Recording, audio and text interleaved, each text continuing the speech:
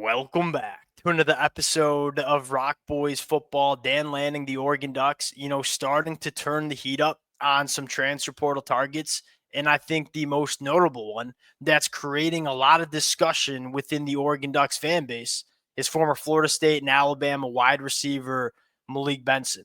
And the discussion kind of is centered around, hey, there's a segment of Oregon fans that look at Malik Benson and say, all right, 6'1", 195, runs a 10-4 in the 100-meter dash, one of the fastest football players we're going to see in college football. Hey, we're going to bet on those traits all day. This would be a welcomed addition to this Oregon Ducks offense. Now, the other segment of Oregon fans, and I'll say this, I'll start with this. I really do appreciate this way of thinking because I don't think enough people think about this, and that is, hey, we got a lot of wide receivers, young wide receivers that we've recruited out of high school that we got to give an opportunity to get on the football field and show what they can do. I want to get into that discussion. And it's something that, as much as Dan Lanning has used the transfer portal extremely effectively, if there's one thing you can't knock Dan Lanning, roster retention's been really good. I mean, you look at how many difference makers that Oregon has brought in through the transfer portal. It's been a lot of really good football players. Think Tez Johnson, Dylan Gabriel, Derek Garman, just to name a few. Oregon doesn't really lose the players they don't want to lose. If you were to look at a list and pull up a list of players that have transferred out of Oregon that Oregon probably wanted to keep, the list is pretty short. I mean, maybe Cole Martin last year, maybe a guy like Jaquan McCroy this year. Outside of that, a lot of the players that are leaving Oregon were not going to be difference makers for this football team. And so I will say that Dan Lanning clearly thinks about this.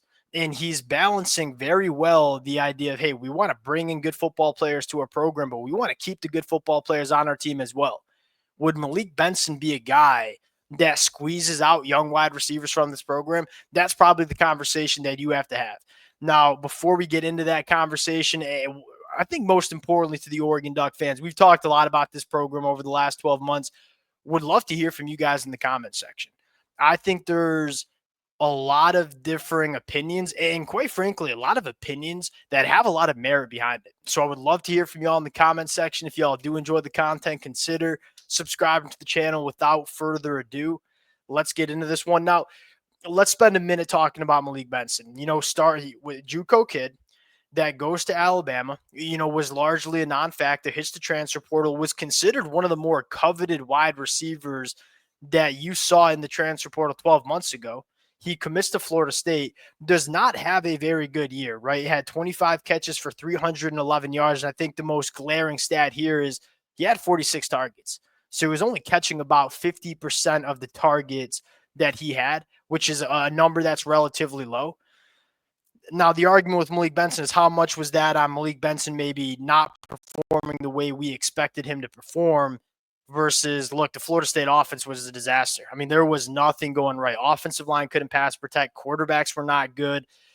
How much of it was on Malik Benson is probably the discussion. Now, what you can't deny here is that Malik Benson brings a set of physical traits that are extremely attractive, especially with this Oregon offense going into 2025. And it's most notably the size-speed combination. At 6'1", 200 pounds, 10-4 in the 100-meter dash coming out of high school, there's just not a lot of guys with his size and speed combination. So the physical traits that Malik Benson brings to the table, it's attractive specifically with the offense that I think Oregon will want to have in 2025, where you got to find a little bit more verticality. I mean, one of the knocks on this Oregon offense, especially in that Ohio State game, was, hey, did we have the guys when Evan Stewart was hurt? Did we have the guys to challenge opposing defenses vertically down the field? And I think the answer could be no in that football game when Evan Stewart wasn't playing. And so you look at Malik Benson with a guy like Dante Moore, who has a bigger arm than Dylan Gabriel. He could add an element to this Oregon offense that Oregon did not have when Evan Stewart wasn't on the football field. I think that is the positives, right? This is why you would argue, hey, let's go grab Malik Benson. Now, the negatives, why an Oregon fan might say, hey, is Malik Benson worth going out and getting? I think number one, it's, look, just as a proven wide receiver, it hasn't clicked for him. And he's been a guy that played JUCO and then played 2 years, one at Alabama, one at Florida State. What makes us think that it's going to click in 2025? That's the first kind of, argument to say, hey, maybe Malik Benson is not worth going after. And I think secondly, you look at the wide receiver room and say, do we need to add a wide receiver to this room? because we have a lot of confidence in some of the young talent, right? You have DeCorian Moore, who is going to be a day one impact guy for Oregon as a true freshman. Jeremiah McClellan is probably my favorite wide receiver of the bunch. Justice Lowe, Kyle Casper coming back from injury. Obviously, Jurion Dickey, who's a five-star coming out of high school. Ryan Pelham. There's a laundry list of guys that we think can be difference makers for Oregon in 2025 at the wide receiver position. I don't know if it's a glaring concern. My take on it, I think it's worth it to bring them in. Number one, first and foremost, in college football, you bet on traits. Take the really, really unique athletes and see if you can make them good football players. Oregon is in a position right now where they can afford to bet on a guy like Malik Benson. Look, if you bring in Malik Benson, who's not going to be commanding that much money or resources because he hasn't really been super productive, take a flyer on him. If he puts it together, he's adding an element to this offense that I think is very attractive with that verticality that he brings. But if he doesn't work out, you're feeling pretty good about what your wide receiver room is. And because Oregon has recruited and created such a young, talented pipeline of wide receivers, it allows you to be in a position where you can go take a flyer on a guy like Malik Benson. If he works out and puts it together, this could be a difference maker for Oregon in 2025. And if he doesn't, it's not too big of a concern because you got young wide receivers that you believe in going into 2025. The second thing I will say is I don't think Malik Benson is, and this is not a shot at Malik Benson, I don't think Malik Benson is scaring off a guy like Jeremiah McClellan. I don't think Malik Benson is scaring off a guy like Jurion Dickey or DeCorian Moore or Kyle Casper. I just don't think he's that proven wide receiver that you look at and say, oh, yeah, I can't compete with him. I'm going to be on the bench or not get my opportunities again. I think this is a guy that you bring in and see if he can click. But if he doesn't, I don't think the wide receivers in the room are looking at an addition of Malik Benson saying, I'm going to leave because I'm not going to get the opportunities. At the end of the day, Dan Lanning is never going to pass up an opportunity to make this roster better. Dan Lanning has consistently shown the ability to use the transfer portal, but also retain the best football players he wants to keep. I think a lot of the wide receivers in the room, and quite frankly, I'll say this, and it's not a knock on any wide receiver that decides to leave Oregon if they decide to.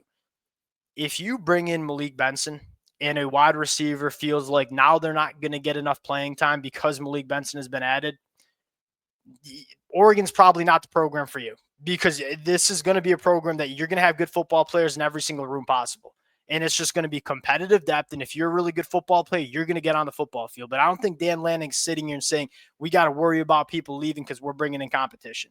The best programs across the country bring in elite competition and competitive depth at every single position. And whoever kind of rises to the top, you're getting a good football player. And so my argument here is that, look, I would be surprised if Oregon adds Malik Benson and he's a guy that goes for over 1,000 yards, but there's certainly a possibility. I'm betting on the traits of Malik Benson. We haven't seen him in an offense where he has a quality passing attack and quality quarterback play. What if that unlocks Malik Benson in the 2025 year?